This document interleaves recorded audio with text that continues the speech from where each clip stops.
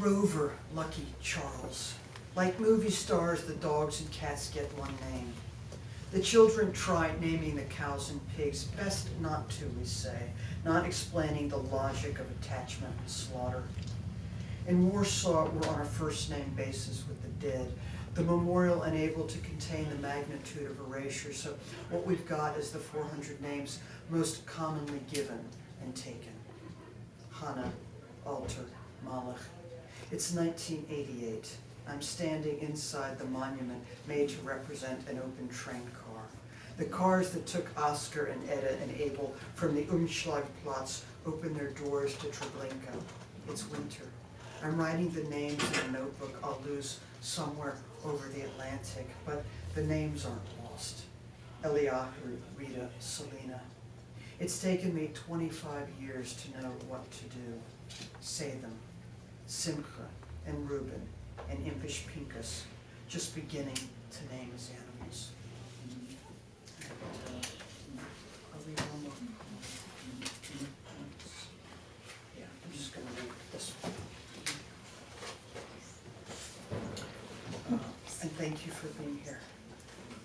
Major to minor. Trains jump tracks, and people from steep trestles leap. But mostly, it's the subtler shifts that hit us hard. The key to the city, not quite fitting. The epiphany of twin beds where there was one. Like two icebergs, no July knows what to do with.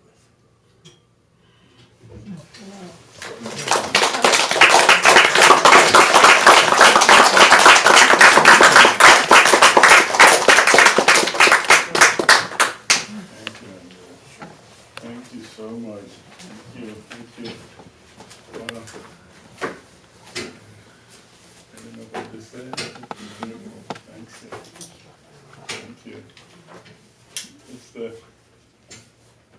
It's just very, it's the sense of the wisdom of the spirit, even when the spirit is falling down.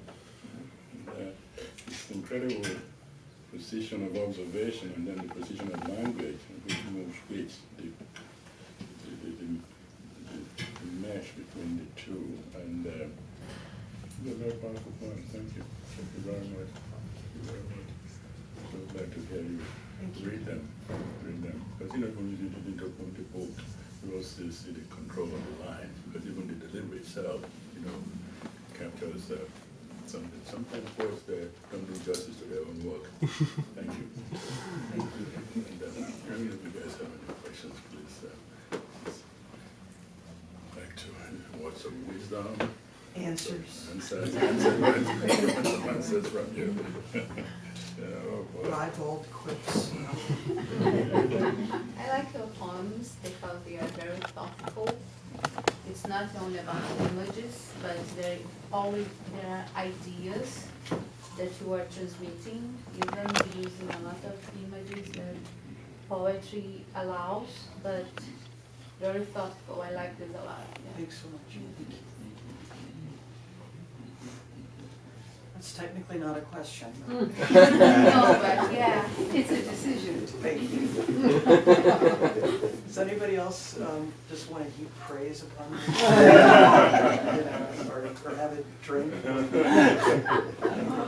This might be a very odd question, but your poems are very finished and precise, as people have said, but they also give this sense of that there must be many of these percolating in your head all the time. And I'm just wondering if that's actually the case, and do you have to always be writing these things down that sort of come to you full blown? They also give that kind of impression. Some of the little ones kind of come full blown. Like I have this habit. There are a few people who I send them my poems every morning, and I have a habit of always writing where I was and what day of the week it was and what time. And sometimes I swim a lot, so sometimes I write them in the pool. Okay, so the really little ones. But I have to also have little devices so that I can remember things, and it's usually a word.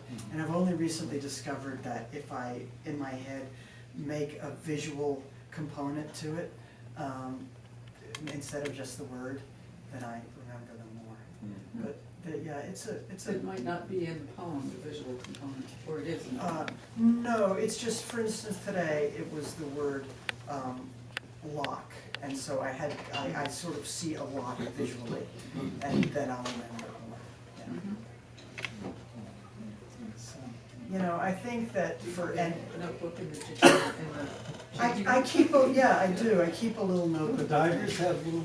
They do have those. Giant words. They do, and I forget a lot of things,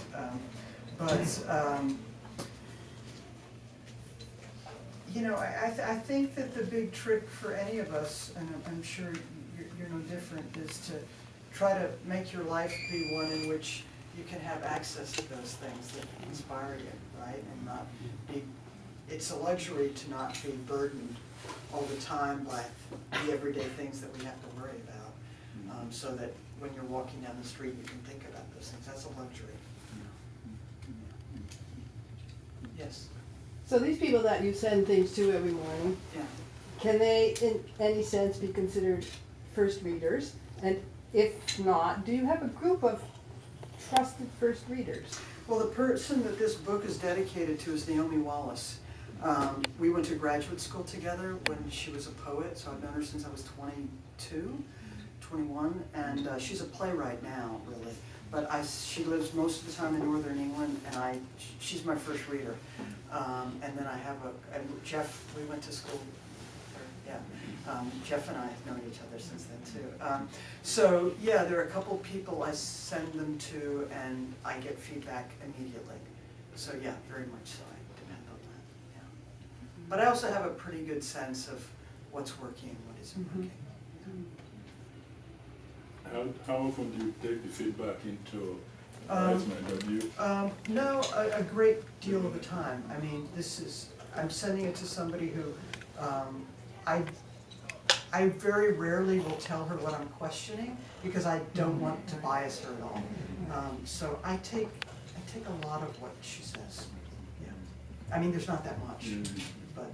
Anybody else? But poetry is just so surprising, moving and surprising, and I look forward to reading more. Do you ever do fragments or whole poems ever come up in your dreams? Sure. You know, usually other people have written them, no, but yeah, you know, there are little bits, and also, I mean, more than the words exactly, it's a scene or it's a feeling, you know, yeah, there was I teach undergraduate poetry, and we were talking about that one, I guess it was a couple weeks ago, and I said, oh, I just wrote a poem today that was about that. And they said, what's it about? And I said, oh, I can't really say, because it was, you know, because I couldn't. But, yeah, yes.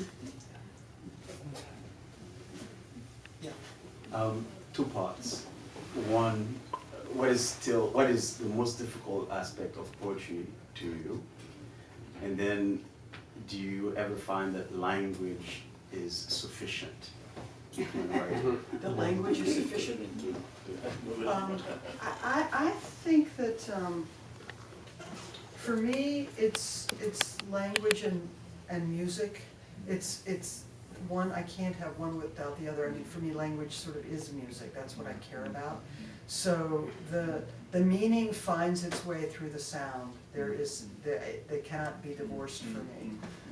I really never know where I'm going with a poem, and that's when I think they work the most. And there is some kind of unconscious that guides me. And your other question was, what's the hardest part? Or frustration in poetry. I mean, I know there's poets Yeah. sometimes You know, in love with yeah, the poetic this is- language at the same time. Yeah, you know, this is probably a bad thing to say, but I find it really fun to write poems. I mean, it's not a hard thing for me. I mean, it's especially not hard to write bad poems. I can do that very well. You know, I think that probably the only, I mean, I was gonna say frustrating, but I mean, I probably write the same poem over and over sometimes, but I don't care, that's okay. I mean, it's not like I need to put them all out into the world. I think that I know what my strengths are, and I know what, I don't even call them weaknesses. I mean, for instance, we had Tayemba Jess, who was just here. I don't know if you all know him. He's this brilliant poet, and he was at the Blacksmith House, and then he came up to Merrimack, and he works in formal structures, and he works big, and I have this tremendous respect for him, and it's not what I'm built for. You know, it's like having different kinds of runners. It's like, I don't do that. So I like it. It's fun for me. Yeah. Yes? I really like your work, thank you. Just a comment, the word aphorism came to mind. Yeah, I have a lot of little poems which I didn't read you. I mean, I did read you a few of them. And one person maybe you all know who I love also is Antonio Porcia, Porchia. Does any of you know? And I don't know if you all have his book Voices. It's a Copper Canyon book. He's called, I think, Argentinian, but he's from Italy. He moved there when he was around 20. And W.S. Merwin translated this one book of his. And for instance, there are no titles. There are no line breaks really, and each one is something like this. I know what I have given you. I do not know what you have received. Every toy has the right to break. The cold is a good counselor, but it is cold. I mean, I love those things. I mean, so as much as I can distill, that's what I love to do. Yeah.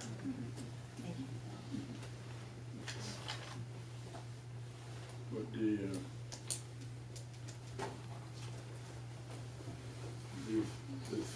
theoretical physics, it seems to be like this sense of kind of a restless intellect. And you know, the lines are very, very polished and controlled, and yet you don't get the sense some philosophers get a little thing and they kill it, you know, over and over again. So the precision comes from the smallness of it. What I find in this one is just a sense of a very restless intellect. So you're grappling with things that I can relate to, and yet the polish, I don't know how to put it. It's a wonderful combination. So I can really relate to the things that are concerned to you, and the singing, the language sings, and it is very polished. It's not precision for its own. People are tired, so they keep twiddling the same thing. That's that kind of precision too. But I don't get that. Well, other than the distilled poems, there are those more that are kind of associative and a little bit longer, and they just kind of will go wherever they go, and that's not exactly stream of consciousness, but it's just sort of how my mind works in finding those connections. Yes, Ellen? This is not a question. I think what I have always liked about your writing, your poems, is that every single one of them is a discovery. Thank you. Well, that's what we hope for, right? Because otherwise it's just kind of boring. Thank you all so much.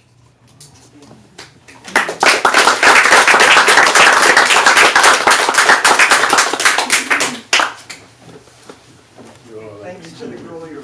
And thank you for coming. This is beautiful. And I should be glad to sign some books for you guys and put the chairs away and grab some refreshments and